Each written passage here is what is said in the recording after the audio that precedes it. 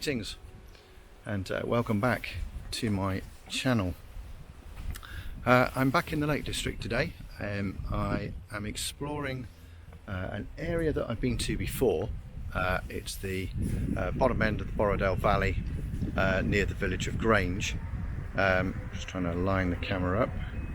There we go, get my face in the middle.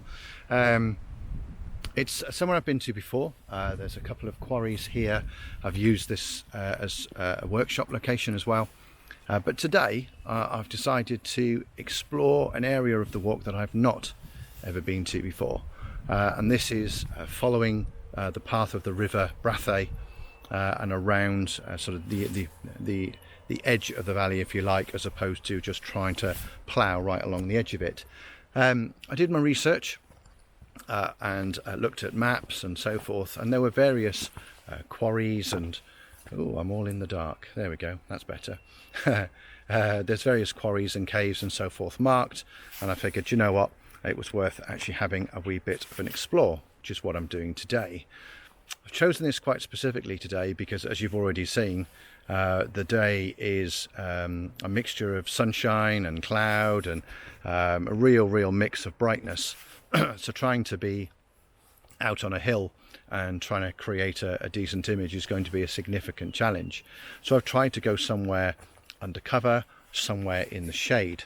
And let me take you into this cave. I'm sorry, I'm going to go into shade again, but it will iron itself out in a moment once I get out of the strong light. It's also very busy here today. I'm dodging lots and lots of people, which is a little bit of a challenge, but hey, there we go, never mind. Right, let me come inside and I'll just turn the camera around. There we go. So I'm still in shadow, I think, because I've got the bright sky behind me. But as soon as I turn around, that should balance it up. So I'm just going to turn the camera around so you can see what I can see. So let me walk backwards. As you can see, I'm all set up, ready to take an image. And what brought me in here was that rock arch. Clearly abandoned quarry workings. You can see here on the wall where drills would have been drilled into the rock face to put explosives in order to blow the rock out, and there's various others in the distance. But the thing that I'm fighting is, as you can see, that bright spot up there. The sun's come out again. If I turn it back round, you can see the sun's back out over there. But in here, the light is relatively even, relatively well distributed. The only thing that I'm fighting is the sunlight reflecting on wet rock. But then I'm using a polarizer to get around that. So let's just go behind the camera. Right, I've swapped to the camera itself for a minute. My external microphone's not working on this camera, so please bear with me. It is a little bit blowy today, so I apologise if the sound isn't quite as good as it should be, but I'm just going to zoom in on that portion of the rock face there, and you can quite clearly see there's a reflection of where the rock is wet, easy for me to say. And there's another piece down here and a piece down here. So what I'm doing is using the polarizer. When I twist the polarizer around, you can see how the polarizer cuts that glare out. It doesn't cut all of it, but it cuts most of it. And then when I zoom back out again, bear in mind my final image, this is a 16:9, so my final image will have more down here and a little bit more up above. But yeah, that's how I'm controlling the glare. I'm trying to use this path in the bottom left hand corner to lead the viewer into the frame and hopefully through the arch, and then we've got all these green ferns coming in from the right hand side that hopefully push the viewer that way into the scene. Sorry, it's trying to focus on my hand. And again, you know, along the path up through this dark line, and then hopefully not too far going out under the arch. It's actually quite a challenging scene because Oh, that's not too bad right at this moment in time because the sun's gone in.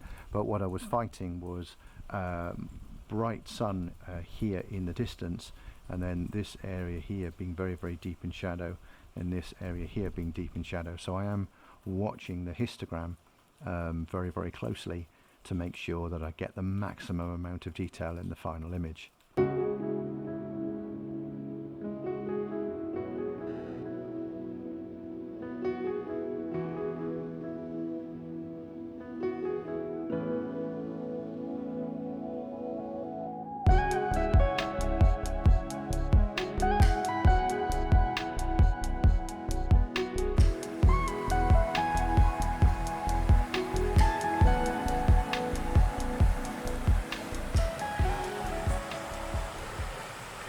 I've come away from the caves simply because, apart from that arch, I really couldn't find anything else.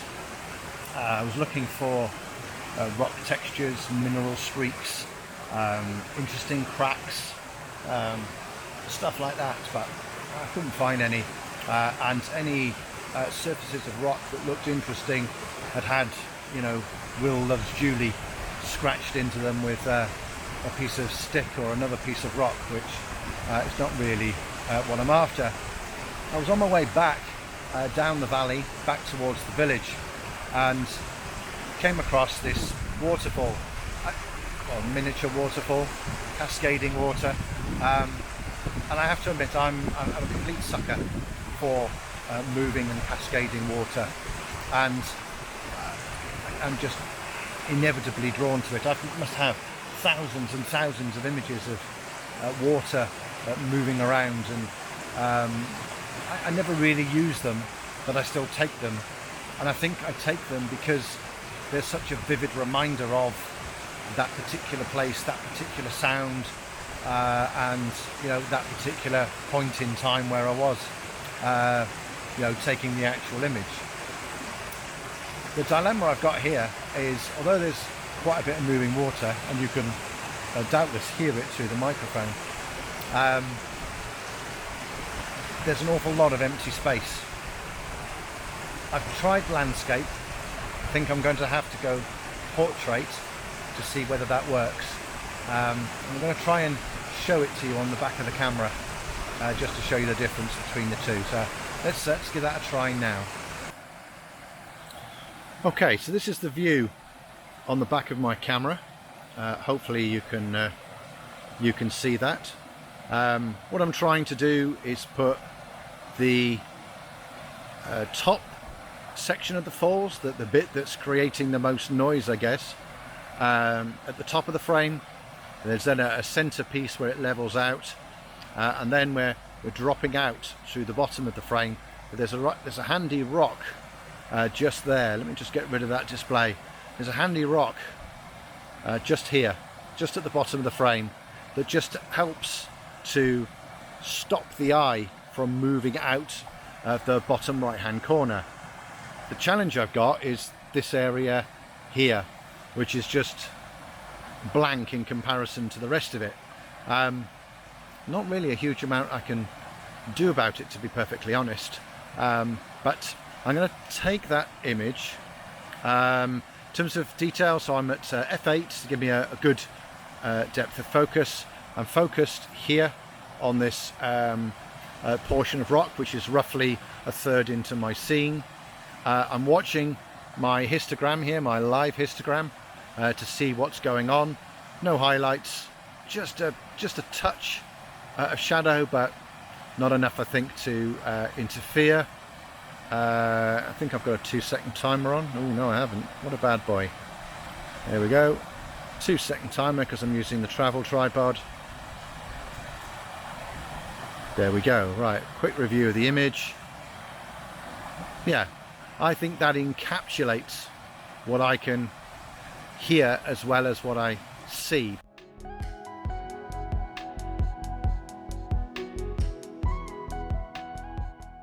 But you know, this big blank area down there is a little bit of a problem. So let's put the camera in portrait, see if that makes any difference.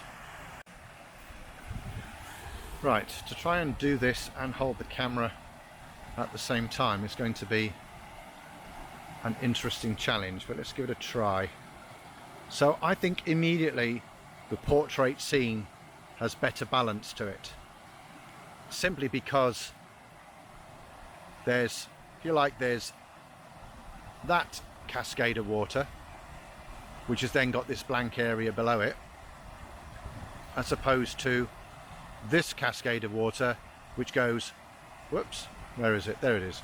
That cascade of water which goes all the way down to the bottom. Whoops, what's happened there? Oh, there we go. Right. So, I think that's probably about my frame. I'm just going to stop recording for a minute and then settle on a composition and come back to you. So there you go, settled on my composition. Had to have quite a bit of a play with it to get it to work, principally because I always had a big black rock down here at this corner, and that just, I don't know, it just interfered. I didn't like the fact that it was this big blank area.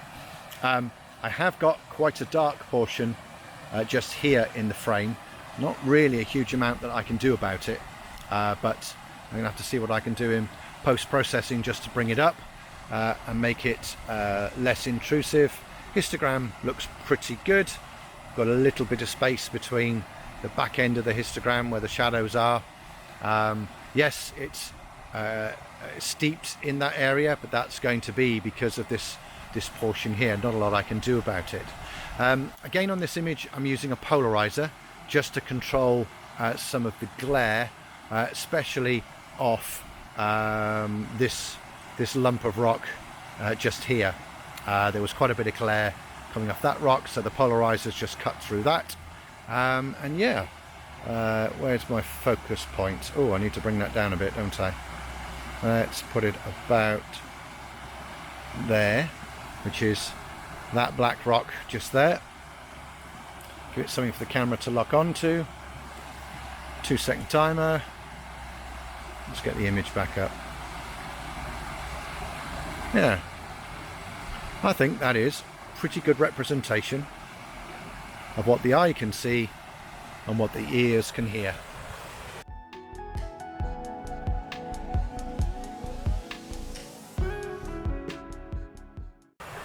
Very, very glad I came here and stopped to photograph it. Really satisfying end to this little explore.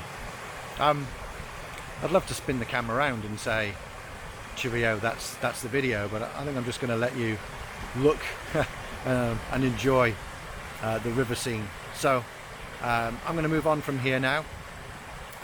Thank you very much for watching. I hope there's something in it that's been useful and constructive, something that you can take away with you. If not, I hope you've just enjoyed the outing, really. So until the next time, do consider subscribing if you're not already a subscriber, and click that bell button in order to be notified when there's new content. So until the next adventure, till the next outing, thanks very much, enjoy your photography, and I'll see you on the next one. Bye bye for now.